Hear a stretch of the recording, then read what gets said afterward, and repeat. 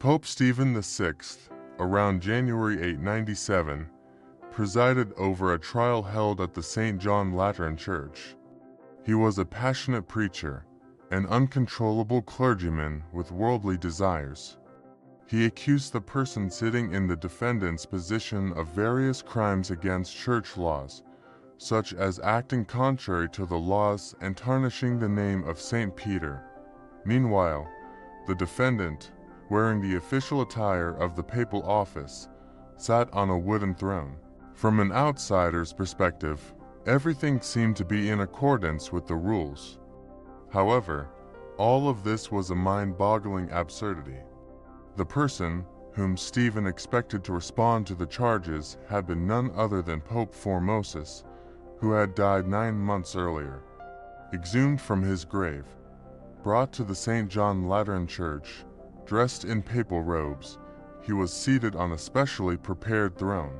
This bizarre event would go down in church history as the Cadaver Synod. Moreover, the story did not end here. Formosus's ordeal did not subside at the end of the synod. In fact, his difficulties did not begin with the synod. In the late 9th century, the papacy played a central role in the intense power struggles on the Italian peninsula. Formosus had found himself in the midst of these complex conflicts since the early days of his career. Appointed as the Bishop of Porto in 864, he was soon sent on a missionary mission to Bulgaria by Pope Nicholas I in 866. His activities there were remarkable in many ways. Formosus not only succeeded in his mission, but also gained incredible popularity among the Bulgarians. Bulgarian ruler Boris personally conveyed his desire to appoint Formosus as the bishop in his kingdom. In addition, during these days, each envoy arriving in Rome began whispering to Pope Nicholas that the Bulgarians wanted only Formosus as their bishop. This event ignited the first real conflict between the Catholic Church leader Nicholas and Formosus. The decisions of the Second Council of Nicaea, convened in 787, prevented Formosus from assuming a separate episcopal role from his current position. Nicholas desired to limit Formosus, whose worldly ambitions were tempered by worldly aspirations. Thus, Formosus remained as the Bishop of Porto, and quickly, a decision was made to send him to France, the papal envoy, to perform a mission. However, peace with the Church would not be easily achieved. John VIII, who succeeded Nicholas in the papal tiara, accused Formosus of looting one of the monasteries in Rome. Furthermore, his collaboration with Arnulf, the Carolingian ruler with political ambitions over Italy while in France, aroused dissatisfaction among certain circles. After these events, at a church synod convened at Santa Maria Rotunda in 876, 8th John accused Formosus of poisoning the minds of the Bulgarians and announced that he had excommunicated him and a few collaborators. However, some sources claimed that the excommunication was approved at some point between 872 and 879. Regardless, from these years onwards until 883, the period was filled with uncertainties for Formosus. For a while, he sought refuge with his supporters at the court of Duke III, Guy, who ruled in central Italy. In 878 or 879, the excommunication was lifted on the condition that he renounce his priesthood duties. However, the former bishop was not willing to give up his career so easily. He still had friends in Rome. Whispers behind the walls of St. Peter's Basilica reached Formosus's keen ears within a few days, and eventually, these whispers brought him the news of the death of the 8th John around the end of 882. Marinus I, who assumed the papal office with a moderate stance toward him, granted him pardons.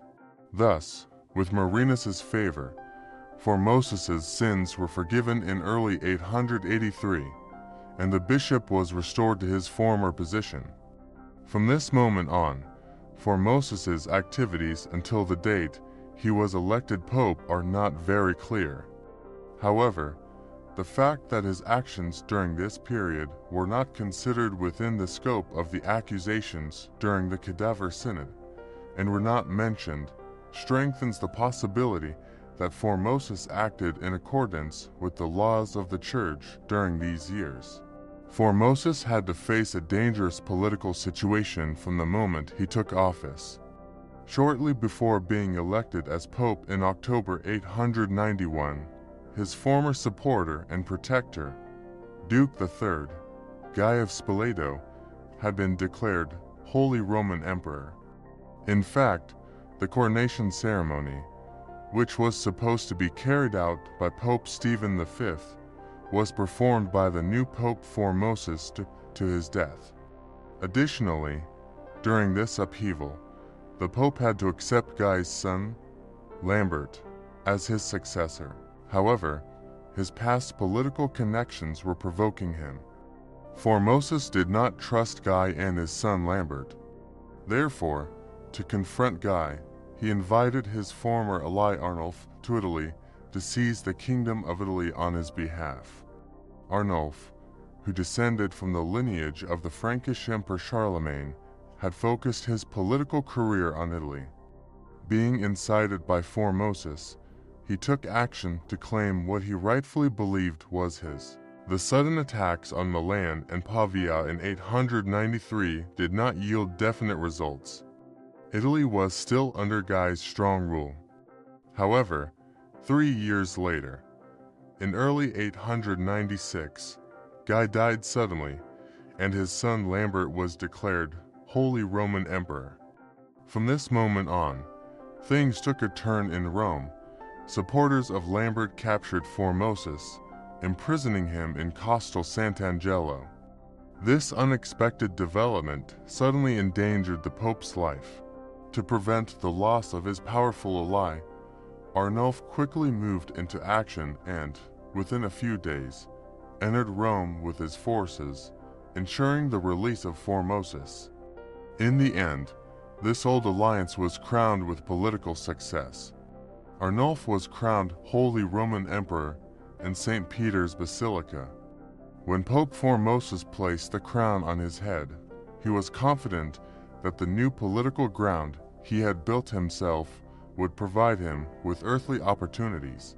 However, his calculations would not prove accurate. A few months after Arnulf's coronation, he was found dead in his bed. His age was advanced, so his death seemed to have occurred naturally. However, despite everything, suspicions of poisoning remained as a lingering question. Following a ceremony at St. Peter's Basilica, the deceased was buried in the papal cemetery. It was thought that his story ended here. However, the oddities in Formosus's story had not yet begun. His death would not keep him away from the ordinary political intrigues, outbursts of anger, and conflicts of interest of 9th century Italy. After Formosus's death, VI Boniface was elected to the papal office. However, he could only hold the position for 15 days. The untimely death of this new pope gave Spoleto Duke Lambert the time to act. His impulses were largely kept alive by his mother, Spoleto Duchess Agiltrude, who wanted to gain influence in the politics of central and northern Italy. Agiltrude, with her beauty, intelligence, charm, and ambitions, was no different from a typical medieval duchess. However, her ability to use these qualities without hesitation for her interests turned her into what historians called a deadly duchess. Now, the clouds of ambition directed by her were gathering over the dome of St. Peter's Basilica. VI Stephen, who succeeded Pope Boniface, had a structure that could be incited by Agiltrude's political desires. Although the new pope initially recognized Emperor Arnulf, his suggestions led to a change of mind, and Stephen soon became a staunch supporter of Lambert. However, This was not enough for either Lambert or Adgeltrude. During Formosus's papacy, their reputation was utterly destroyed. They not only lost what was rightfully theirs, but also tarnished the family's honor. Formosus had to answer for this, and being dead would not change the situation. Approximately 9 months after the death of the former pope, Stephen, Lambert, and Adgeltrude came together to execute a diabolical plan. Shortly thereafter, Pope Stephen announced that he would judge the late Pope Formosus for his past activities. However, this trial would not take place in the absence of the deceased pope. Stephen wanted him present at the trial. Thus, around January 897, Formosus was exhumed from his grave and brought to the St. John Lateran Church, where the trial would be held. His barely holding together decomposed body was concealed by dressing him in official papal attire, and the former pope was brought to the courtroom and seated on an elaborately prepared throne. Stephen himself took the presidency of the court. An 18-year-old assistant priest was assigned to defend Formosus. However, it could not be said that he performed this duty effectively. The trial, known in the records of the time as Synodus Horrenda or the Cadaver Synod, began with Stephen theatrically accusing Formosus. The accusations voiced during the reign of Pope VIII John formed the essence of Stephen's attacks. However, the current pope decided to take it a step further. With the encouragement of Duchess Adgeltrude, he devised new charges to prove that Formosus was unsuitable for the papacy. According to these charges, Formosus had borne false witness while alive, acted against the laws of the Church, and tarnished the name of St. Peter. The questions posed by Stephen and his lawyers were either left unanswered by the young man defending Formosus or read from prepared papers. As a result, the trial followed the inevitable course set by Adgeltrude, finding Formosus guilty and invalidating all the decisions and actions taken during his papacy. By Stephen's order, the clothes on the corpse were removed, and he was dressed like an ordinary man. The 3 fingers he used in papal blessings were cut off, and he was buried again like an ordinary man. After this, Stephen had to redo all the appointments made by Formosus. However, all of this did not appease Adgeltrude.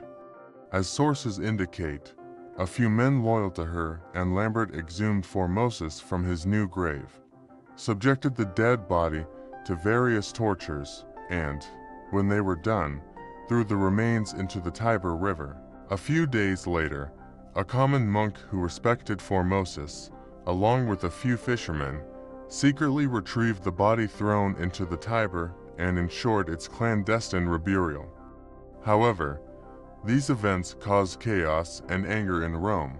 The hatred for the cruel trial of Formosus eventually convinced the people of Rome that Stephen was the one unsuitable for the papacy.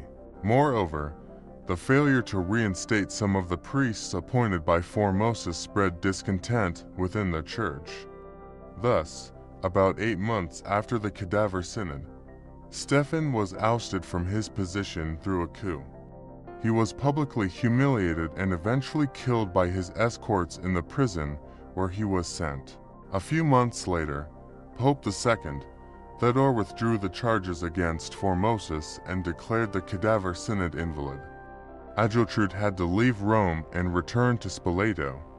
Soon after, she would be subjected to an unfortunate series of political intrigues, losing many of the titles she held.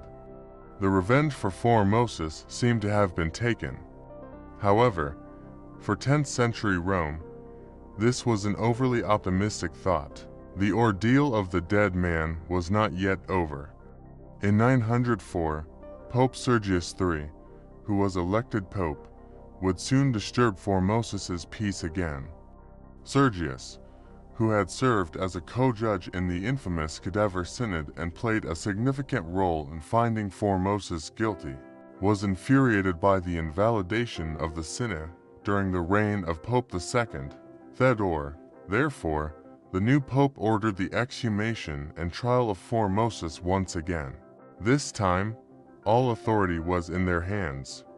After declaring the heap left of Formosus guilty, Sergius had his head cut off and threw it into the Tiber River.